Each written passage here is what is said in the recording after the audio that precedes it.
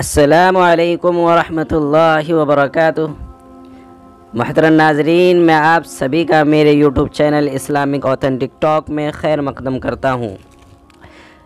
ناظرین، جیسا کہ آپ کو معلوم ہے، سبھی انسانوں کو حکومت ویکسین لگوا رہی ہے، یا جب ہم کبھی بیمار پڑتے ہیں تو ڈاکٹر ہمیں انجیکشن لگاتا ہے۔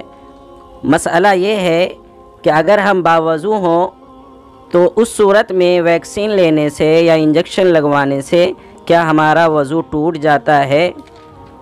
تو اس کا جواب یہ ہے کہ اگر وضو کی حالت میں جسم میں انجیکشن لگایا اور اس سے سوئی کے اندر خون نہیں آیا، جیسا کہ گوشت اور کھال میں لگنے والے انجیکشن میں ہوتا ہے، تو اس سے وضو نہیں ٹوٹے گا۔ اور اگر انجیکشن لگاتے وقت سوئی میں خون آیا اور اتنی مقدار میں آیا کہ وہ بہہ سکتا ہو، جیسا کہ کبھی رگ میں لگائے جانے والے انجیکشن کے دوران ہوتا ہے، تو اس سے وضو ٹوٹ جائے گا۔ فقط والسلام۔